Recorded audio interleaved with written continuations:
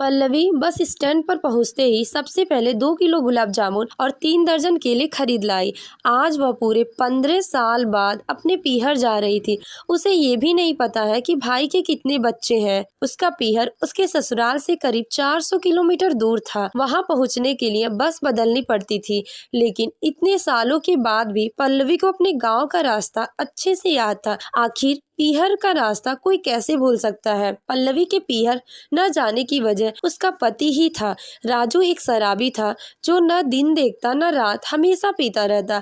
उसके भाई की शादी में उसने नशे की हालत में दुल्हन पक्ष की महिलाओं से बदसलूकी कर दी थी। उसके कारण औरतों ने उसकी पिटाई कर दी थी। जब नशा उतरा तो उसे अपने अपमान का एहसास हुआ। गुस्से में उसने पल्लवी के पिता से शादी रोकने को कहा, लेकिन उन्होंने मना कर दिया। अपमान सहन न कर पाने की वजह से वह शादी बीच में छोड़कर चला आया और जाते जाते पल्लवी से कहा, अगर मेरे साथ रहना चाहती हो तो अभी चलो, वरना फिर कभी मुझे देखने की उम्मीद मत रखना। यह सुनकर मैं भी उसके साथ चली गई। उस दिन के बाद उसे पल्लवी के लिए पीहर का रास्ता बंद हो गया। जब उसे कभी पीहर की याद आती तो वह अकेले छिपकर रो लेती। पीहर की खबर भी उसे नहीं मिलती। जब माँ की निधन हुआ तब भी उसे नहीं बताया गया। फिर एक दिन पिता भी चल बसे, लेकिन पल्लवी को वहां जाने की इजाजत नहीं मिली। बस ने पहला गांव पार किया तो पल्लवी को ऐसा लगा जैसे उसने अपने जीवन का एक बड़ा पड़ाव पार कर लिया हो। सफर को 3 घंटे हो चुके थे। अब बस बदलनी थी। 4 गांव और पार करने के बाद उसका गांव आने वाला था। इतने सालों बाद भी पल्लवी का दिल धड़क रहा था। सीने में दबी मायके की तड़प आज भी पूरी तरह से उसे उथल पुथल कर रही थी। आखिरकार बस उसके गांव में रुकी। वह नीचे उतरी। बस स्टैंड अब भी गांव के बाहर ही था। गांव की मिट्टी की खुशबू उसे भावुक कर रही थी। मिट्टी पर बैठकर उसे छूने लगी, जैसे अनपढ़ पल्लवी उस पर हस्ताक्षर कर रही हो। माँ, मैं आ गई। तभी किसी पीछे से आवाज लगाई, पल्लवी कहाँ बैठ गई? शाम होने को है, आजा घर चल। पल्लवी को ऐसा लगा जैसे बाबूजी ने पुकारा हो। वो चौंक कर खड़ी हुई, चारों ओर नजर दौड़ाई, लेकिन बाबूजी कहीं नजर नहीं आए।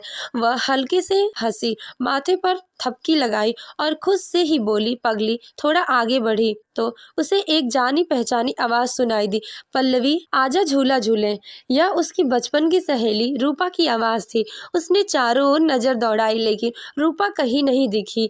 फिर उसे गांव का वही पुराना नीम का पेड़ नजर आया। वह उसके पास पहुंची, पेड़ के तने पर हाथ फेरा और शाखाओं की ओर टकटकी लगाकर देखने लगी। गांव में बहुत कुछ बदल चुका था।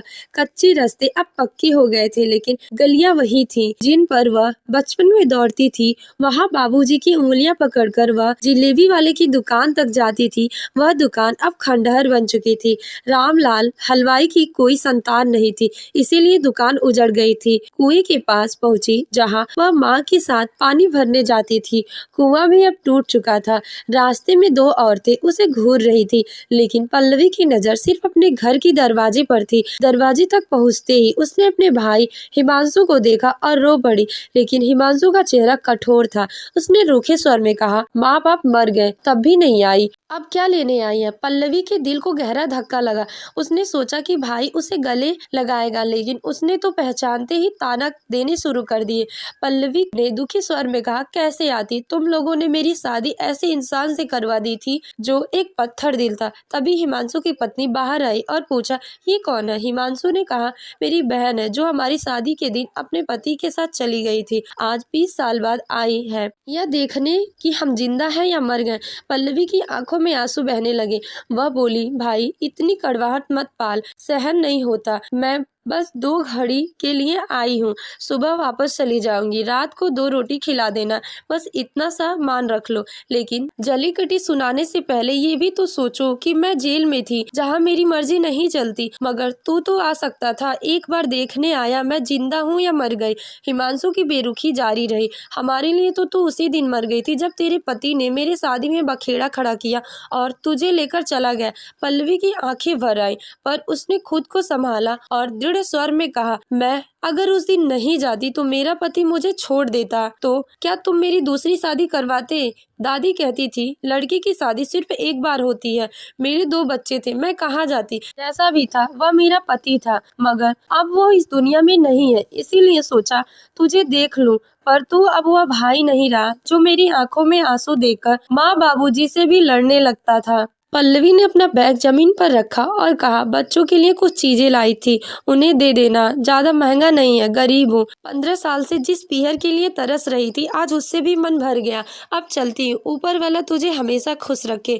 पल्लवी मुड़ने लगी, तभी हिमांशु पुकारा, दीदी। पल्लवी के कदम रुक गए। हिमांशु उसके पास आया। डूबते हुए सूरज की रोशनी में उसने देखा, यह कोई अजनबी नहीं है, उसका भाई था, उसे जिसने गोद में खिलाया था। वह खुद को रोक नहीं पाई और रोते हुए हिमांशु के गले से लगा लिया। दोनों फूट फूट कर रोने लगे। यह देखकर हिमांशु की पत्नी और उसके बच्चे भी अपने आंसू को रोक नहीं पाए। सारे सिकवे गिले आंसुओं में बह गए। पल्लवी 10 दिन तक पीहर में रही, जी भरकर बाबुल की गलियों में घूमी। 15 साल बाद ही सही उसका पीहर उसे मिल ही गया। तो दोस्तों, आपको ये कहानी कैसी लगी कमेंट करके जरूर बताएं।